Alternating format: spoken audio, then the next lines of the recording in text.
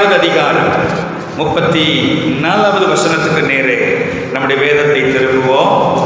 Mark 7வது அதிகாரம் 34வது வசனம்.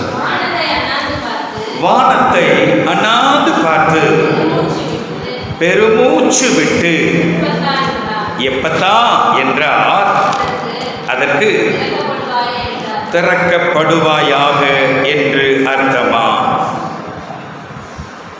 வானத்தை அண்ணாந்து பார்த்து, எல்லாரும் கொஞ்சம் அண்ணாந்து பாருங்க, வெறும் சீலிங் தான் தெரியுது, ஆனாலும் நம்முடைய எண்ணெல்லாம் எங்க பார்க்குது? வானத்தை பார்க்குது. சொல்லுங்க, வானத்தை. வானத்தை அண்ணாந்து பார்த்து பெருமூச்சு விட்டு. எப்படி பெருமூச்சுன்னா? கொஞ்சம் விடுங்களேன், காலையில் அது ஒரு எக்ஸசைஸ் இல்லையா? சொல்லுங்க, பெருமூச்சு விட்டு எப்பத்தா என்றாராம், அதற்கு திறக்கப்படுவாயாக என்று அர்த்தமா? அல்லேலூயா. இந்த பகுதியை 31லிருந்து 35 வரைக்கும் நீங்க கவனிங்க. 31லிருந்து 35 வரைக்கும் மறுபடியும் இயேசு தீரு சீதோன் பட்டணங்களின் எல்லைகளை விட்டு புறப்பட்டு தெக்கப்போலியின் எல்லைகளின் வழியாய் கலிலேயா கடலருகே வந்தார். அங்கே பொன்னைவாயுடைய ஒரு செவிடனை அவரிடத்தில் கொண்டு வந்து அவர் தமது கையை அவன் மேல் வைக்கும்படி வேண்டிக் கொண்டார்கள். அப்பொழுது அவர் அவனை ஜனக்கூட்டத்தை விட்டு தனியே அழைத்து கொண்டு போய் தம்முடைய விரல்களை அவன் காதுகளில் வைத்து உமிழ்ந்து அவனுடைய நாவை தொட்டு வானத்தை அண்ணாந்து பார்த்து பெருமூச்சு விட்டு எப்பத்தா என்றார், அதற்கு திறக்கப்படுவாயாக என்று அர்த்தமா? உடனே அவனுடைய செவிகள் திறக்கப்பட்டு அவனுடைய நாவின் கட்டு அவிழ்ந்து அவன் செவையாய் பேசினான். அல்லேலூயா. உடனே, எல்லாரும் சொல்லுங்க, உடனே. ஒரு மனுஷனை இயேசு தொடும்படி அவனை அழைத்து வந்தார்களாம். அவனை கொண்டு வந்து, ஆண்டவரே உங்க கையை அவன் மேல வைகளேன். அவனுக்கு வாய் கொன்ன வாய், காதும் செவிடு, கொன்ன வாயோட வந்த அவனை தொடும்படி இயேசுவிடத்தில் கேட்கிறார்கள். இயேசு அவனை தொடமாட்டேன்னு சொல்லலை. இயேசு என்ன பண்ணாராம்? இயேசுவின் அற்புதத்தில் ஒவ்வொரு அற்புதத்திலும் வித்தியாசம் உண்டு. ஒரே மாதிரி ஆண்டவர் அற்புதத்தை செய்யவே இல்லை. இங்கே நீங்க பாருங்க, ஆண்டவர் அந்த ஜனங்களுக்கு முன்பாக அவனுக்கு அற்புதம் செய்ய விரும்பாமல் அவனை ஜனக்கூட்டத்தை விட்டு தனியே அவனை அழைத்து கொண்டு போய் தம்முடைய விரல்களை அவன் மேலே, சொல்லுங்க, தன்னுடைய விரல்களை அவன் காதுகளில் வைத்து உமிழ்ந்து அவனுடைய நாவை தொட்டு வானத்தை அண்ணாந்து பார்த்து பெருமூச்சு விட்டு எப்பத்தா என்றார், திறக்கப்படுவாயாக என்றார். உடனே அவருடைய செவிகள் திறக்கப்பட்டு அவருடைய நாவின் கட்டு அவிழ்ந்து அவர் செவையாய் பேசினார். கைத்தட்டி ஆண்டவரை மகிமைப்படுத்துகிறோம். நல்ல கைகளை தட்டி கத்தருக்கு மகிமை கொடுப்பதே. இந்த இடத்துல வார்த்தை கேட்கிற உங்களையும் பார்த்து சொல்லுகிறேன், உங்களுக்கும் எனக்கும் ஆண்டவரால் அற்புதம் செய்ய முடியும். அல்லேலூயா. கிட்டத்தட்ட 1.5 மாசத்துக்கு மேலே சென்னையில் வீட்டில் என்ன நடக்குமோ அந்த நிலைமையில் இருந்த தாமஸ் இன்னைக்கு ஆண்டவர் சுகத்தோடு வந்து இந்த ஆராதனை பாட்டு போட கத்தர் வச்சிருக்கிறார். அல்லேலூயா. கத்தரால முடியும், கத்தரால முடியும். மத்தியில் வந்திருக்கிற முரல் அவருடைய மனைவி கத்தர் தொட்டு பூர்ண சுகத்தை கொடுத்து ஆண்டவர் ஜீவனுள்ள சாட்சியாக கொண்டு வர முடியும். அவங்க மாத்திரமல்ல, உங்க வாழ்க்கையில ஏதோ ஒரு அற்புதத்தை எதிர்பார்க்குறீங்க பாருங்க. இந்த அப்பாவை நோக்கி மனப்பூர்வமா ஆண்டவர் வரும் பட்சத்தில் அவருக்கு உங்களுக்கு அற்புதம் செய்ய அவருக்கு எல்லாமே எளிது, எல்லாமே லேசு. கை வைத்து அல்லேலூயா. எத்தனை அற்புதங்களை செய்திருக்கிறார். எனக்கு ஆண்டவர் அற்புதம் செஞ்சிருக்கிறான்னு சொல்றவங்க கை வைத்து ஆண்டவர் மகிமைப்படுத்துங்க பார்க்கலாம். என் ஜெபத்தை கேட்டு எவ்வளோ அற்புதத்தை செஞ்சிருக்கிறான்னு சொல்றவங்க மட்டும் நல்ல கையசைத்து ஆண்டவர் மகிமைப்படுத்துங்க பார்க்கலாம். கர்த்தர் நல்லவர், அவர் அற்புதங்களின் தேவன். He is a God of wonders. அவர் அற்புதங்களின் தேவன். அவரால் முடியாதது ஒண்ணுமே இல்லை. அவருடைய கையசைத்து ஆண்டவர் மகிமைப்படுத்துவோம். அல்லேலூயா. ஆமென் சொல்லுங்களேன். இங்கே நான் வாசித்த 34வது வசனத்தில் ஜெபத்தில் இயேசு அணுகின அவருடைய அணுகுமுறையை நான் உங்களுக்கு சொல்லும்படி விரும்புகிறேன். ஜெபத்தை பற்றி பார்க்கிறோம். முதல் வாரத்தில் ஆமோஸ் ஜெபம் பண்ணுகிறதை பற்றி சொன்னேன். ஆண்டவர் அவன் ஜெபத்தை கேட்டு என்ன சொன்னார்? கர்த்தாவே நிறுத்துமேன்னு சொல்லும் போது என்ன செஞ்சார்? ஆண்டவர் மனஸ்தாபப்பட்டு அப்படி ஆவதில்லைன்னு சொன்னார். 2வது வாரம் சொன்னேன் ஜெபத்தில் எப்படி உபவாசம் இருப்பது. போன வாரத்தில் சொன்னேன் ஜெபத்தில் ஆவியானவரை எப்படி பெற்றுக்கொள்வது. சொல்லுங்க, ஆவியானவரை ஜெபத்தின் மூலமாய் பெற்றுக்கொள்வது. இன்னைக்கு ஜெபத்தின் மூலமாய் எப்படி அற்புதங்களை பெறுவது அல்லது எப்படிப்பட்ட ஜெபத்தை நாம் செய்ய வேண்டும் என்பதை பற்றி சுருக்கமாய் எனக்கு இருக்கிற நேரத்தில் உங்களோடு வார்த்தையை பகிர்ந்து கொள்ள விரும்புகிறேன். இயேசுவை தனியே கூட்டு போயிட்டு அவன் காதல விரல வைக்கிறார், உமிழுகிறார், நாவ தொடுகிறார். கர்த்தருக்கு ஸ்தோத்திரம். இதன் மத்தியிலே அவர் வானத்தை அண்ணாந்து பார்த்தார். அல்லேலூயா. சொல்லுங்க, வானம் எனக்கு சிங்காசனம், பூமி எனக்கு பாதபடின்னு ஆண்டவர் சொல்லியிருக்கிறார். அல்லேலூயா. இயேசு மனிதனாய் இந்த பூமிக்கு வந்ததினால, அவர் மனிதனாயும் அதே நேரத்தில் தேவனுடைய குமாரனாயும் இருந்ததினாலே அவரால் எல்லாம் செய்ய முடியும். ஆனாலும் வானத்தில் சிங்காசனத்தில் அமர்ந்திருக்கிற பிதாவாகிய தெய்வத்தை பார்த்து வானத்தை அண்ணாந்து பார்த்து. சொல்லுங்க, வானத்தை அண்ணாந்து பார்த்து. இயேசு 3 சந்தர்ப்பத்தில் வானத்தை அண்ணாந்து பார்த்தார்னு நீங்க பைபிள்ல பார்க்க முடியும். இதே மார்க் எழுதின சுவிசேஷம் 6வது அதிகாரம், முந்தின பேப்பரை திருப்பினீங்கன்னா 6வது அதிகாரம் 41வது வசனத்தில் அவர் அந்த 5 அப்பங்களையும் அந்த 2 மீன்களையும் எடுத்து வானத்தை அண்ணாந்து பார்த்து ஆசீர்வதித்து பரிமாறும்படி நம்முடைய சீஷர்களிடத்தில் கொடுத்தார். 2 மீன்களையும் எல்லாருக்கும் பங்கிட்டார். அல்லேலூயா. இயேசு ஜனங்களை பார்த்து, நம்மை தேடி வந்த ஜனங்களை பார்த்து அவர் உபதேசிக்கிறார், சத்தியத்தை போதிக்கிறார். சத்தியத்தை போதிக்கிற சமயத்தில் சத்தியம் பேசி முடித்து 3 நாள் அவங்க இருக்கிறாங்க.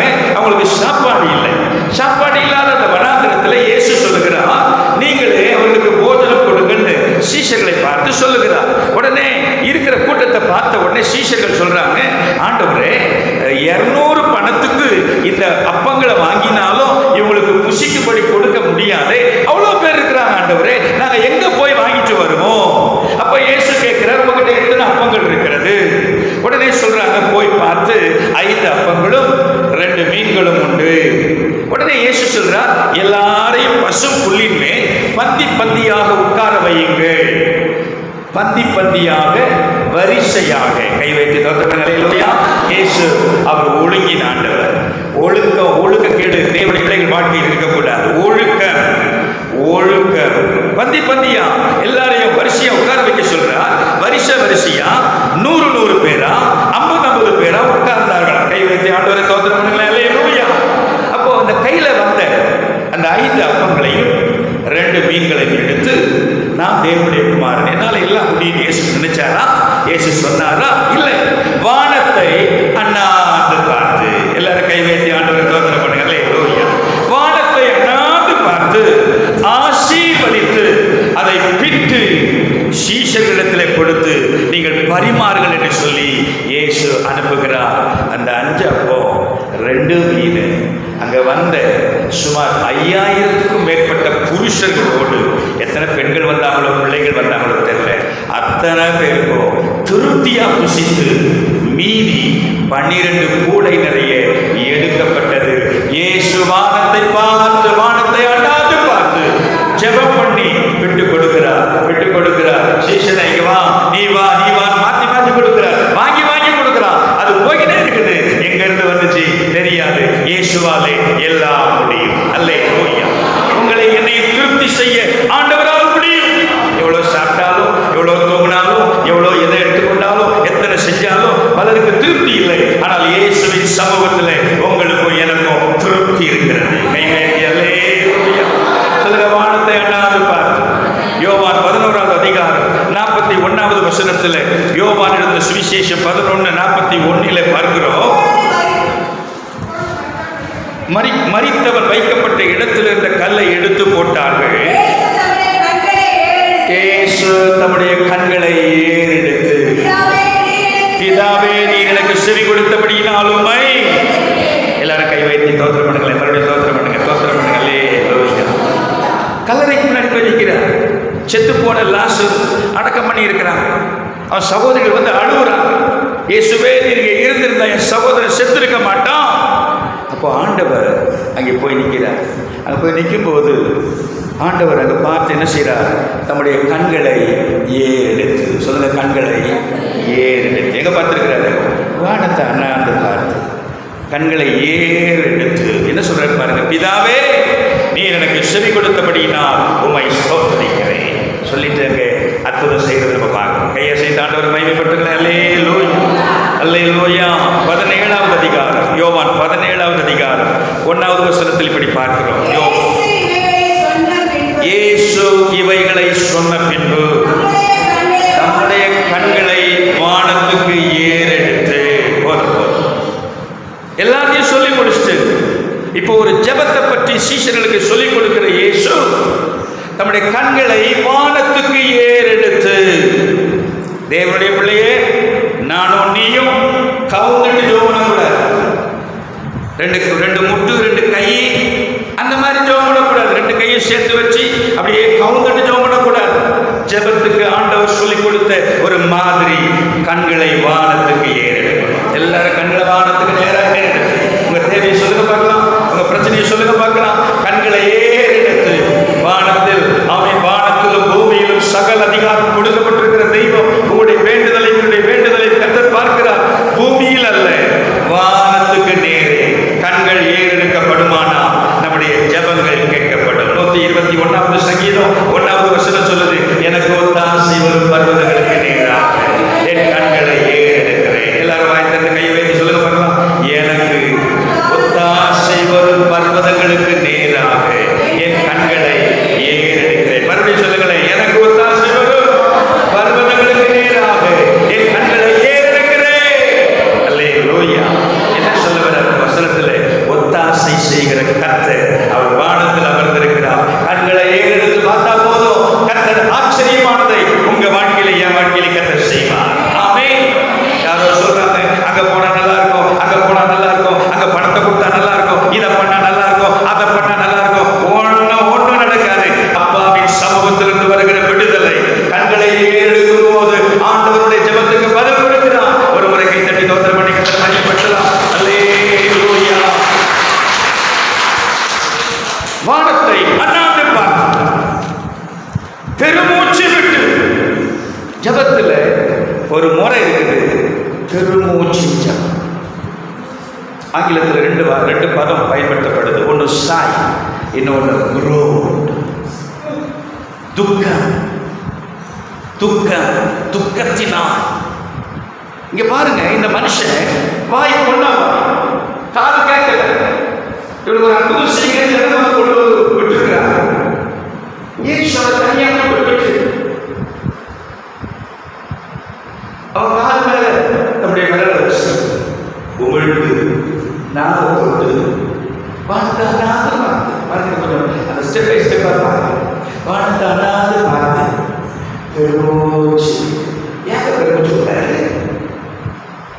சொல்லுங்க, யாராவது சொல்லுங்க, ஏன் பெருமூச்சு விட்டாரு? நான் மட்டும் பேசுகிறேன், ஒரு ஆள் பேச சொல்லுங்க, ஏன் பெருமூச்சு விட்டாரு? ஐயா, கிட்ட ஐயா கிட்ட விட்டாரு, கொஞ்சம் ஏன் பெருமூச்சு விட்டாரு? பெருமூச்சு ஏமா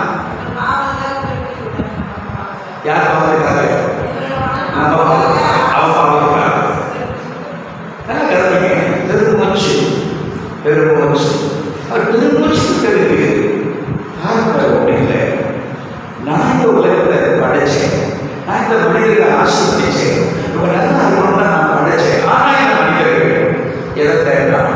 பாவத்தை தேடினான், சாபத்தை தேடினான், அவனா தேடினான், சாத்தான புடிச்சினான், பிசாச புடிச்சினான்.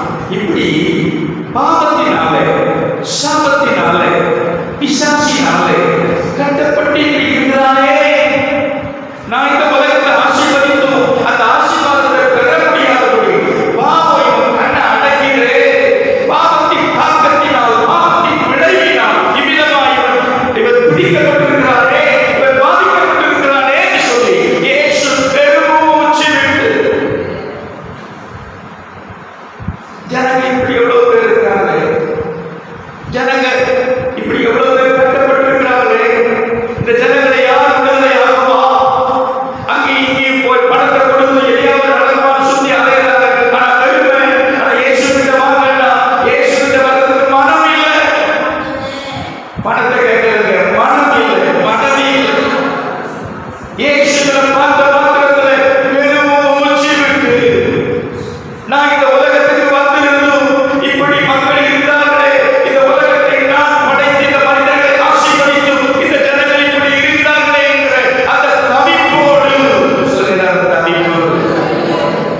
மனவேதனையோடு ஒரு நிமிஷம் கை வைத்து படுக்கையில் இருக்கிற மக்களுக்காக ஜெபம் பண்ணலாம்.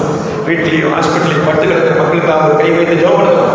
சொல்லுங்க, இயேசுவின் நாமம். நல்ல அதிகாரத்தோட சொல்லுங்க, வயிற்று வைத்து ஜெபம் பண்ணாங்க.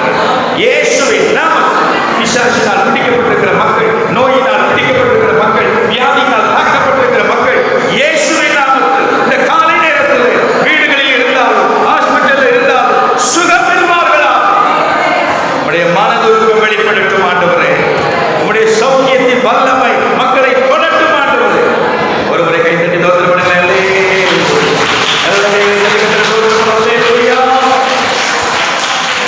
ஜெபத்தில் பெருமூச்சு விடுவது, பெருமூச்சு விடுவது. பக்கத்தில் 8வது அதிகாரம் மார்க் 8:12 பாருங்க. 8:12. அவர் தம்முடைய ஆவியில் பெருமூச்சு விட்டு இந்த சந்ததியார் அடையாளத்தை எடுக்கிறது என்ன?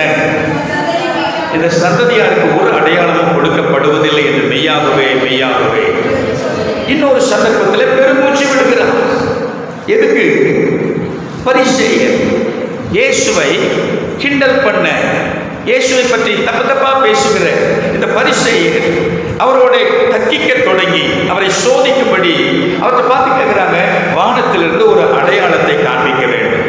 நீ தான் தேவனுடைய குமாரன்னா வானத்திலிருந்து ஒரு அடையாளத்தை காண்பிக்க வேண்டும்.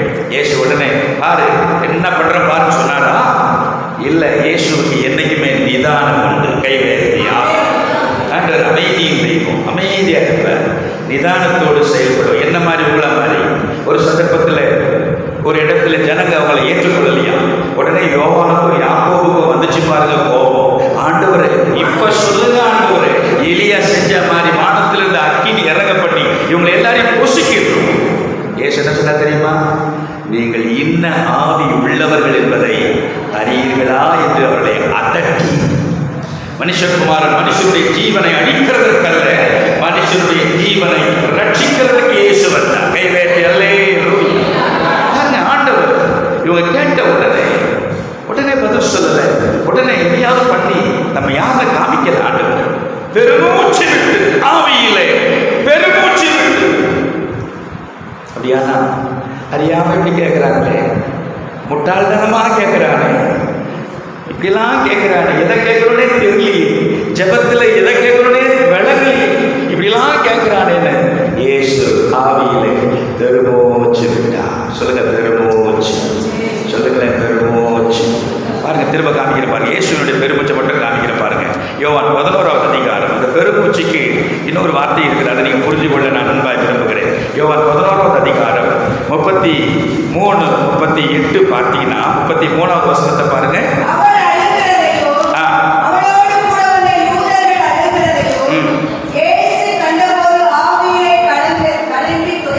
எல்லாரும் அழுகிறதை இயேசு கண்டபோது ஆவியிலே கலங்கி துயரமடைந்து. எல்லாரும் சொல்லுங்க, ஆவியிலே கலங்கி துயரமடைந்து.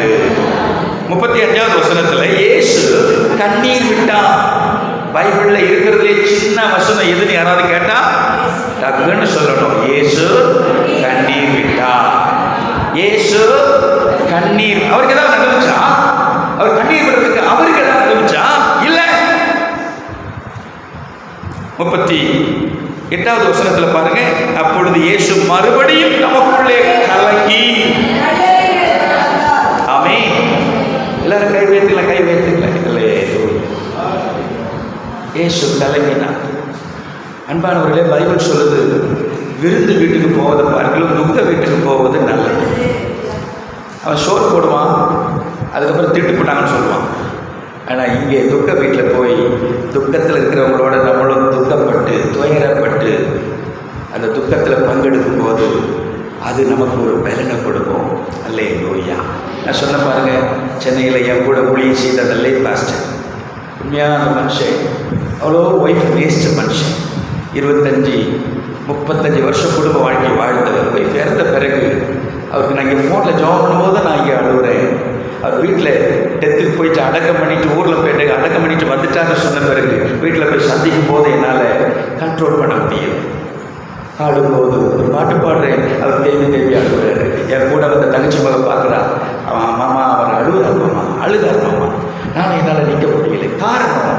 துக்க வீட்டில் துக்க இடத்துல நம்ம பங்கெடுக்கும் போது அது ஆசீர்வாதம். இயேசு அந்த துக்க வீட்டுக்கு வந்திருக்கிறார். தம்பியை அடக்கம் பண்ணிட்டாங்க, அந்த துக்க வீட்டுக்கு வந்திருக்கிறார். துக்க வீட்டில் வரும்போது எல்லாரும் அழுவதை பார்க்கிறார். இயேசுவும் ஆவியிலே கலங்கி துயரமடைந்து, அவர் கலங்கி துயரமடைந்து கண்ணீர் விட்டு இயேசு அழுகிறார். அல்லேலூயா. அவங்களுக்கு தானே நடந்துச்சு, அவங்க அழுவட்டும், நமக்கு என்ன? அப்படி ஆண்டவர் பிள்ளை இருக்கக்கூடாது. உங்களுக்கும் எனக்கும் மக்கள் படுகிற துயரத்தில் பங்கு கொள்வது இயேசு நமக்கு காண்பித்த முன்மாதிரி. கை வைத்து ஸ்தோத்திரம் பண்ணுங்க. அல்லேலூயா.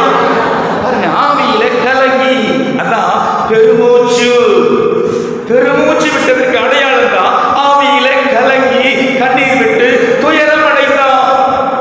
ஆமே. அப்படி பாருங்களேன், 12 அதிகாரம் 27 வசனம், யோவான் 12:27 பாருங்க. 12:27. இப்பொழுது என் ஆத்துமா கலங்குகிறது, நான் என்ன சொல்லுவேன்? பிதாவே, இந்த வேளையிலிருந்து என்னை ரட்சியும் என்று சொல்வேனோ? இப்பொழுது என் ஆத்துமா கலங்குகிறது. இயேசு மனிதர்களால் பிடிக்கப்பட போகிறார். மனிதர்கள் பிடித்து அவரை பல விதத்தில் அவருக்கு நிந்தைகளை கொடுத்து, அவர் மூஞ்சிலே உமிழ்ந்து, அவர் தாடியை பிடிச்சு இழுத்து, தலையிலே முள்முடியை சூட்டி, வாரினால் 39 தடவை அடித்து இயேசுவை பல விதத்தில் ஈனமாய் நடத்த போகிறத இயேசு அறிந்து, இப்பொழுது என் ஆத்துமா கலங்குகிறது, நான் என்ன சொல்லுவேன்? பாருங்க, அவர் எங்கெல்லாம் கலங்கினாரு அதைத்தான் உங்களுக்கு காமிக்கிறேன். ஜெபம் பண்ற பாருங்க. நான் என்ன சொல்லுவேன்? பிதாவே, இந்த வேளையில் நின்று என்னை ரட்சியும் என்று சொல்வேனோ? ஆகியோ இதற்காகவே இந்த வேளைக்குள் வந்தேன். கொஞ்சம் யோசிச்சு பாருங்க. உங்களுக்கும் எனக்கும் இத்தனை வயசுல நம்மளை பூச்சி நல்லா உதவுச்சு, நம்மளை அடிக்க போறாங்கன்னு சொல்லி தெரிஞ்சா என்ன பண்ணிருக்கோம்? ஆள் எங்கேயாவது எஸ்கேப் ஆயிருக்கும். சொல்லிருங்க, எங்க கணக்கு தெரியலன்னு சொல்லுங்க. நேற்று கூட ஒரு விஷயத்தை டீல் பண்ணிட்டு இருக்கும்போது பார்க்குறேன், அந்த நபர் எங்களுக்கு கணக்கு தெரியல, அவன் பண்ணதெல்லாம் தப்பு, ஆனால் ஆள் எங்கே அப்ஸ்கா எங்கேயோ போய் மறைஞ்சிருக்கிறான். யோசிச்சு பாருங்க. ஆனால் இயேசுவுக்கு நல்லா தெரியும், இந்த வயசுல இந்த காலகட்டத்தில் இந்த யூதாஸ் காட்டி கொடுப்பான், அதிகாரிகள் வந்து என்னை பிடிப்பான், என்னை பிடிச்சி என்னை அடிப்பான், எல்லாம் இயேசுவுக்கு தெரியும். இயேசு அதை அறிந்தவரா? அவர் கலங்குறாங்க. என் ஆத்துமா கலங்குது, என் ஆத்துமா கலங்குது. அல்லேலூயா. ஆமென். சிலுவையில் சொல்றார், தேவனே தேவனே என் தேவனே என் தேவனே ஏன் என்னை கைவிட்டீர்? பிதாவே, இவர்களுக்கு மன்னி, தாங்கள் செய்கிறது இன்னதென்று அறியாது இருக்கிறார்களே. ஆண்டவர் பேசுகிற வார்த்தையெல்லாம் பாருங்களேன். அல்லேலூயா. இந்த வேளையில் என்னை ரட்சியும் என்று சொல்வேனோ? ஆகிலும் இதற்காகவே நான் என்ன செஞ்சேன்? இந்த வேளைக்குள் வந்தேன். கை வைத்து ஆண்டவரை ஸ்தோத்திரம் பண்ணுங்களேன். அல்லேலூயா. கலங்கினாருங்க. ஆமா, நான் போறேன் பார், சொல்லிட்டு போறேன் பார், அப்படியே சொன்னாரு. உங்களை போல என்ன போல மனிதனா வந்ததுனால அவருக்கு உணர்ச்சி, அந்த உணர்ச்சியோட தான் இப்படி சொல்றாரு, என் ஆத்துமா கலங்குகிறது. 13வது அதிகாரம் 21 வசனத்தை பாருங்க. 13:21. இயேசு சொன்ன பின்பு ஆவியிலே கலங்கி, உங்களில் ஒருவர் என்னை காட்டிக் கொடுப்பான் என்று சொல்லுகிறேன் என்று சாட்சியாக சொன்னார். ஆவியிலே கலங்கி சொல்லுங்க. வசனங்களை வீட்டில் போய் தியானம் பண்ணி பாருங்க, யோசிச்சு பாருங்க.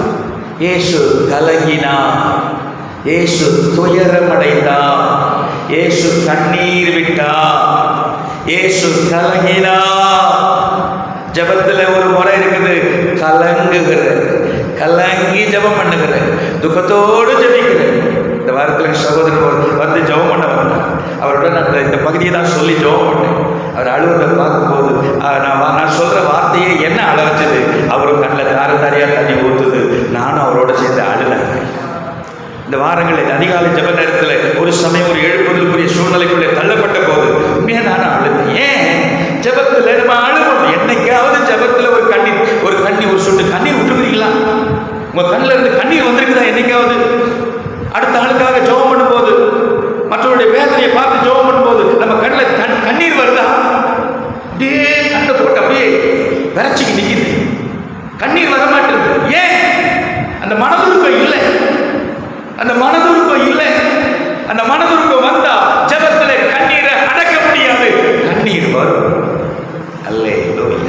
பைபிள்ல பாருங்க, கண்ணீரின் ஜெபத்துக்கு ஆண்டவர் உடனே பதில் கொடுக்கிறார். உடனே பதில் கொடுக்கிறார். உடனே பதில் கொடுக்கிறார். கண்ணீரின் ஜெபத்துக்கு. அதுக்காக கண்ணீர் வந்தாங்க தண்ணி தூக்கி மூந்து எடுத்துக்கிற இல்லை. கண்ணி சொல்லுங்க, கண்ணி. இயேசுக்குள்ளே இன்னொரு சமயத்தில் இயேசு அவர் பவனி போகிறார். பவனி போகும்போது அங்கே வழியில் பார்க்குறார், எருசலேமை பார்க்குறார். எருசலேமை பார்த்து யோசிச்சாரா, கண்ணீர் அழுது. அந்த நகரத்தை பார்த்து அழுத. எதுக்கு அழுத தெரியுமா? உனக்கு கிடைத்த இந்த நாளிலாகிய ஒரு சமாதானத்துக்கு ஏற்றங்களை அழித்திருந்தாயானால் நலமாயிருக்கும். இப்பொழுதோ இது உன் கண்களுக்கு மறைக்கப்பட்டிருக்கிறது. உன்னை எதிரிகள் வந்து என்ன செய்வான்? ஒரு கல்லீராதபடி இந்த தேவாலயத்தை இடிப்பான், உன்னை அழிப்பான். அவர் சொன்னதிலிருந்து 40 வருஷத்துக்கு அப்புறம் அது நடக்கிறதுக்கு முன்னாடி 40 வருஷத்துக்கு முன்னாடி இயேசு அந்த நகரத்தை பார்த்து அழுதார். அடிக்கடி சொல்ற ஒரு விஷயம் தெரியுமா?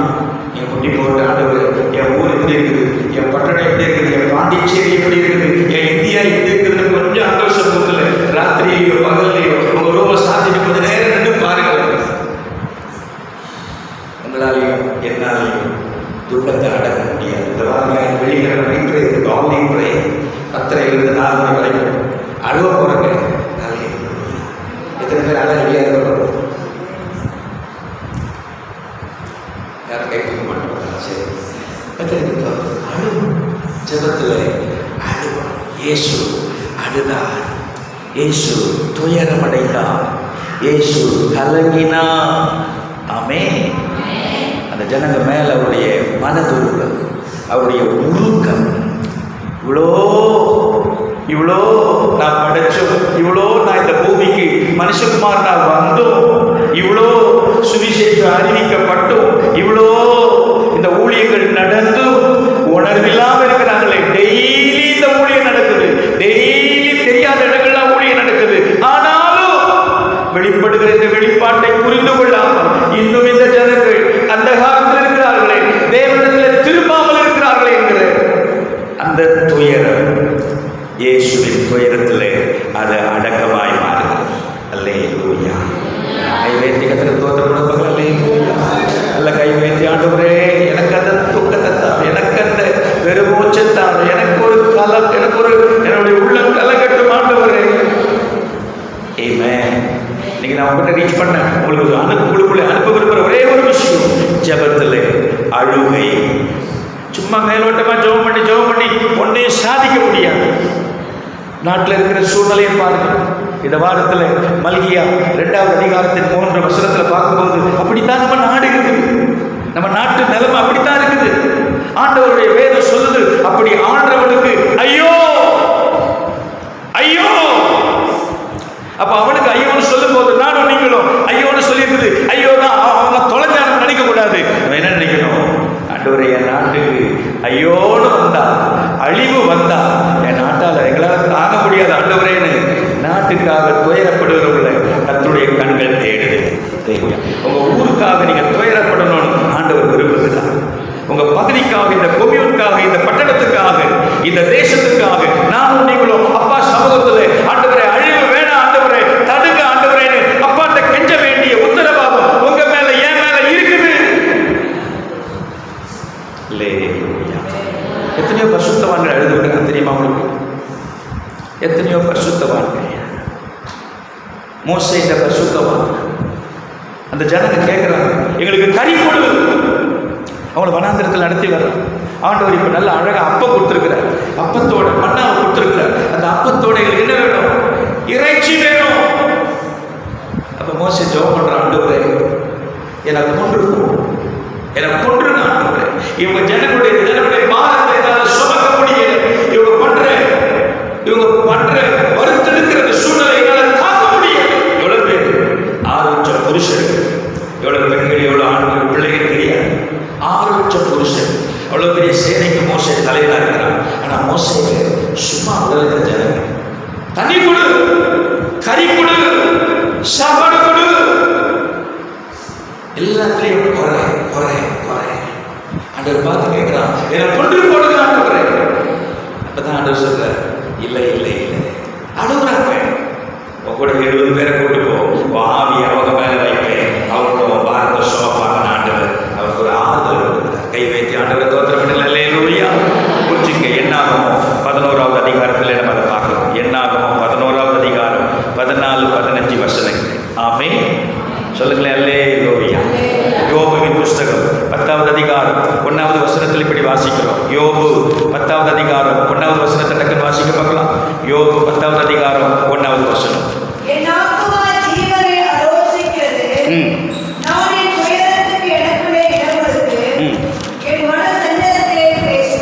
யோபு பாருங்க எவ்வளவு அழகா சொல்றாரு பாருங்க. என் ஆத்துமா ஜீவனை அரோசிக்கிறது. எனக்கு உயிரோட வாழ எனக்கு விருப்பம் இல்லை. நான் என் துயரத்துக்கு எனக்குள்ளே இடம் கொடுத்து என் மன சஞ்சலத்தினாலே பேசுவேன். என் ஆத்துமா ஜீவனை அரோசிக்கிறது. எல்லாம் போச்சு. பிள்ளைங்களும் செத்து போயிட்டாங்க. மந்தையெல்லாம் காலி, எல்லாம் காலி. எல்லாத்துக்கும் மேல சுகமும் இல்லை. உச்சந்தலையிலிருந்து உள்ளங்கால் மட்டும் சிறங்கு, சொறி சிறங்கு. ஓட்டை எடுத்து சொரண்டிட்டு இருக்கிறவன் சொல்றான், வைஃப் சொல்றா, இன்னும் ஏன் உயிரோட இருக்கிற? தெய்வத்தை தூஷித்து சாவு. தேவன் கையில நன்மை பெறானா தீமையை பெற வேண்டாமான்னு சொல்லி அந்த இடத்துல அவன் என்ன சொல்றான்? அவன் தூஷிக்கலங்க, தூஷிக்கல. என் ஆத்துமா ஜீவனை அரோசிக்கிறது. ஏன்னா நான் பாடுறது தெரியலையே, ஏன்னா எனக்கு இப்படிப்பட்ட காரியமோ தெரியலையே, நான் ஒரு நாள் ஆண்டவருக்கு விரோதமா பாவம் செய்யல. ஏழைகளை விசாரித்தேன், என்னால முடிஞ்ச உதவியை செஞ்சேன், ஆண்டவருக்கு முன்னாடி பரிசுத்தமா வாழ்ந்தேன். ஆனா எனக்கு ஏன் இப்படி? என் ஆத்துமா ஜீவனை அரோசிக்கிறது. ஆண்டவரிடத்துல அவன் பிரார்த்தனை பண்றான். அல்லேலூயா. ஆமென் சொல்லுங்களேன். அல்லேலூயா. எதுக்கு ஆண்டவருடைய பிள்ளைங்க துயரம் அடையணும்? நான் சொல்றது ஆண்டவருடைய பிள்ளைங்க ஜெபம் பண்ணும்போது என்ன செய்யணும்? துக்கப்படணும். துயரப்படுகிறவர்கள் அவர்கள் ஆறுதல் அடைவார்கள். துயரப்படுகிறவர்கள் ஆறுதல் அடைவார்கள். துயரத்தோடு இருக்கிறீங்களோ கர்த்தர் உங்களுக்கு ஆறுதல் அடைவார், ஆறுதல் தருவார். உங்கள் துயரங்களை மாற்றுவார். உங்கள் துக்கம் சந்தோஷமாய் மாறும். உங்கள் துக்கம் சந்தோஷமாய் மாறும். ஆமென். அல்லேலூயா. உங்களுக்கு ஸ்தோத்திரம். சில வசனங்களை வேகமாக வாசிக்கலாம். 119வது சங்கீதம் 136வது வசனம். ஏன் துயரப்படணும்? 119வது சங்கீதம் 136வது வசனம்.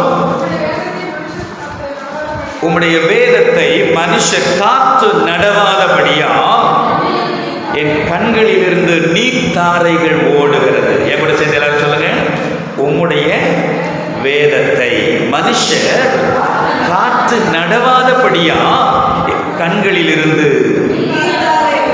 எனக்கு முன்னாடி எவ்வளோ பேர் பைபிளை விரும்பலை. நான் ஜெபம் பண்றேங்க, ஏசப்பா சுகம் கொடுப்பாருங்க. அந்த வானம், அந்த ஏசுலாம் எனக்கு வானம். அப்படியே நன்மை பெற்றாலும் ஆண்டவர் சொல்றபடி வேதத்தின்படி நடக்கிறது இல்லை.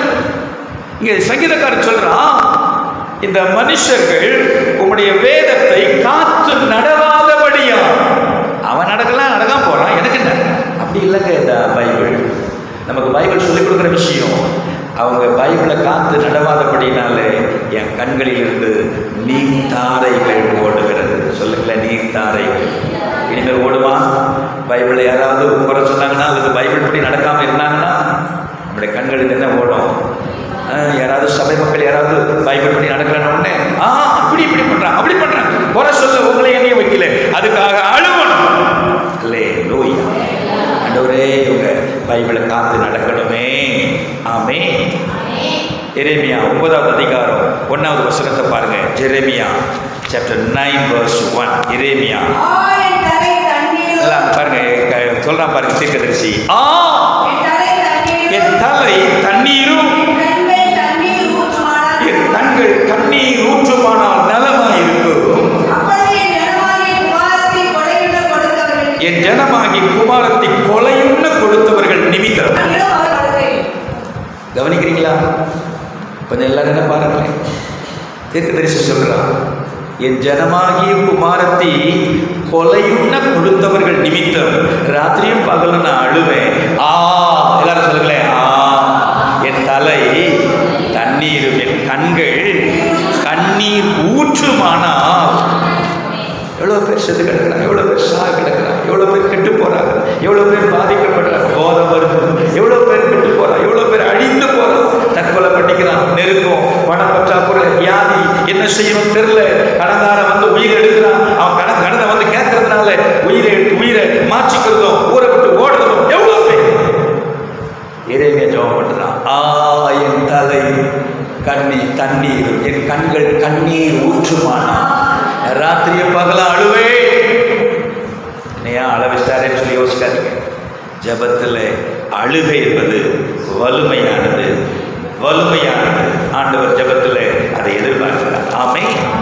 புலம்பல், எரேமியாவின் புலம்பல் 3வது அதிகாரம் 48 to 51 வரைக்கும் டக்கு வாசிக்க பார்க்கலாம். எரேமியா 3, புலம்பல் 3, 48 to 51 வரைக்கும். என் ஜனமாகிய குமாரத்தி அடைந்த கேட்டின் நிமித்தம்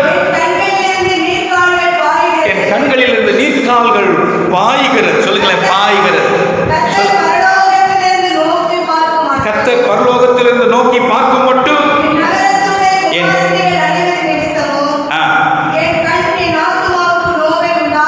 எல்லாரும் கவனிங்க. அதே எரேமியாதான் திரும்ப புலம்புறான். என் ஜனங்க கேடு அடைஞ்சிட்டாங்க, கெட்டு போயிட்டாங்க, தண்டிக்கப்பட்டுட்டாங்க. நான் அழுவுறேன். கர்த்தர் பரலோகத்திலிருந்து கண்ணோக்கி பார்க்கும் மட்டும் என் கண் இடைவிடாமல் ஓய்வின்றி சொரிகிறது. என் கண்களில் இந்த நீர்க்கால்கள் பாய்கிறது. என் கண் என் ஆத்துமாவுக்கு நோவுண்டாக்குகிறது. ஏன் அழுதாங்க தீர்க்கதரிசி? ஏன் தேவனுடைய மனுஷர்கள் அழுதாங்க? அதுக்கு காரணம் இல்லாமல் இல்லை. அவருக்கு பேரே என்ன? அழுகிற தீர்க்கதரிசி. அழுவார். எப்போ பாரு அழுதினே இருப்பார். ஐயோ, என் ஊர் இப்படி போச்சு, என் பட்டணம் அழிக்கப்பட்டுருச்சு, என் ஜனங்க இப்படி சிறையாக்கி போயிட்டாங்களே, என் ஊர் இப்படி இருக்குது, ஐயோ ஆண்டவரே, என்னைக்கு விமோசனம் வரும், என்னைக்கு என் பட்டணம் மறுபடியும் சீர்தூக்கி பார்க்கப்படும், என்னைக்கு என் ஜனங்க மறுபடியும் வருவாங்க, என்னைக்கு என் பட்டணம் கட்டப்படும். அழுகுறாங்க. ஜெபத்தில் அழுகணும். இன்னொரு பிலிப்பியர் 3வது அதிகாரம் 18ஆம் வசனம் குறிச்சிக்கங்க. நான் முடிக்கிறேன், சீக்கிரம் முடிக்கிறேன், இன்னொரு 2 நிமிஷம். பிலிப்பியர் 3வது அதிகாரம் 18வது வசனம். 3வது அதிகாரம் 18வது வசனம்.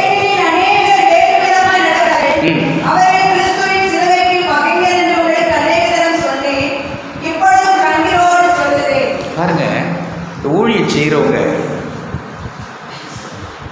எல்லாரும் ஒரே மாதிரி நல்லா நேர்த்தியாக செய்யலை, வேறு விதமாய் நடக்கிறார்கள். அவர்கள் கிறிஸ்துவின் சிலுவைக்கு பகைஞர். அவர் சிலுவைக்கு பகைஞர் என்று உங்களுக்கு அநேக தரம் சொன்னேன். இப்பொழுதும் கண்ணீரோடு சரியா பைபிளை சொல்லிக் கொடுக்காம, சரியா வேற விதமா சுயநலமா பணத்தை பறிக்கவும், வேற விதத்தில் மக்களை டைரக்ட் பண்ணவும் செய்கிற எவரும் இந்த லிஸ்ட்ல வர்றாங்க. இவங்களை பார்த்து பவுல் கண்ணீரோட அழுகிறார். ஐயோ, இந்த ஊழியம் கொஞ்சம் பேர் தான் ஊழியம் செய்கிறாங்க, இந்த கொஞ்சம் பேரும் வயிற்று பழப்புக்காக. அவருக்கு பின்னாடி பார்த்தீங்கன்னா அவருடைய வயிறு என்னவா? அவருடைய முடிவு அழிவு. அவருடைய தேவன் வயிறு பைபிள் சொல்லுது. தப்பா தவறான நோக்கத்தோட ஊழியம் செய்யக்கூடாது, சரியான நோக்கத்தோட செய்யணும். அப்படி செய்யாதவங்களை பார்த்து பவுல் அழுகிறா. கைவேத்தி தோத்திரம் பண்ணுங்க. தோத்திரம் எல்லாரும் கையாசித்திருக்கிற மையப்பட்டு பார்க்கலாம். கடைசியாக ஒரே ஒரு வசனத்தை வாசிப்போம். எசேக்கியேல் தீர்க்கதரிசி புஸ்தகம் 9வது அதிகாரம் 4வது வசனம். எசேக்கியேல் தீர்க்கதரிசி புஸ்தகம் 9வது அதிகாரம் 4வது வசனம் வாசிக்கிட்டவா? பாருங்க, கர்த்தர் அவனை நோக்கி, நீ எருசலேம் நகரம் எங்கும் போய் அதற்குள்ளே செய்யப்படுகிற சகல அருவருப்புகளின் நிமித்தமும் பெருமூச்சு விட்டு அழுகிற மனுஷரின் நெற்றிகளில் அடையாளம். எசேக்கியா தீர்க்கதரிசியின் காலத்தில் ஆண்டவர் தம்முடைய தூதர்களுக்கு கட்டளை இடுகிறார். எருசலேம் நகரம் எங்கும் உருவ போய் அந்த நகரத்துக்குள்ளே செய்யப்படுகிற சகல அருவருப்புகளின் நிமித்தமும் பெருமூச்சு விட்டு அழுகிற மனுஷருடைய நெற்றிகளிலே அடையாளம். ஆமென் சொல்லுங்களேன். இந்த வசனத்தை கொண்டு நான் உங்களுக்கு சொல்ற கடைசி வார்த்தை, நீங்களும் நானும் இருக்கிற இந்த பட்டணம், இந்த கிராமம், இந்த நகரம், இந்த பாண்டிச்சேரி, இந்த பாண்டிச்சேரியில் நடக்கிற அருவருப்புகள் கொஞ்சம் நஞ்சால அவ்வளோ அருவருப்பு. வெளியூரில் சமீபத்தில் பிள்ளைங்க வந்தவங்களை அவங்கள கொத்தடிமையாக வச்சு அந்த கொத்தடிமையில் வந்த 3 சின்ன பிள்ளைகளை அந்த மனுஷன் வேலைக்கு சேர்த்தவன் கெடுத்து பல தடவை கெடுத்து அந்த பிள்ளைகளை ஸ்பாயில் பண்ணி கேள்விப்பட்டு பிறகு அவன் பிள்ளையும் அதோட சம்மந்தப்பட்ட அத்தனை பயனும் இன்னைக்கு ஜெயிலில் கம்பிட்டு இருக்கான். இதெல்லாம் கண்ணுக்கு தெரிஞ்சு காதுக்கு வர்ற சில செய்தி. அருவருப்பு அருவருப்பு. வட இந்தியாவில் சின்ன சின்ன பெண் பிள்ளைகளை ரேப் பண்ணி கொண்டே போட்டுருக்கலாம். இதுக்கெல்லாம் நம்ம அலுவலகமாக இல்லையா? நீங்கள் நானும் கொடி பிடிச்சினா போக முடியும் ரோட்டில். அடக்கு அடக்கு வன்முறை அடக்கு சொல்லவும் முடியும். சொன்னால் நம்மளை தான் பார்த்து என்ன செய்வான். ஆனால் ஆண்டவர் சமூகத்தில் போய் அழுதா மாற்றம் வருமா வராதா? பட்டணத்தில் நடக்கிற அருவருப்புகளின் நிமித்தம் பெருமூச்சு விட்டு அழுகிற மனுஷருடைய நெற்றிகளிலே அடையாளம் போடும். அழுகிற மற்றவர்களுக்காக அழுகிற ஜபத்தை செய்வீர்களானால் உங்கள் நெத்தியிலோ என் நெத்தியிலோ பரலோகம் ஒரு அடையாளம் போடுது. என் பிள்ளைங்க என் சித்தத்தை விரும்பி அவன் எனக்காக என் திட்டத்தை பூமியில் நிறைவேற அழுறாங்க. அப்படிப்பட்டவங்க நெத்தியில் என்ன உண்டு? சொல்ல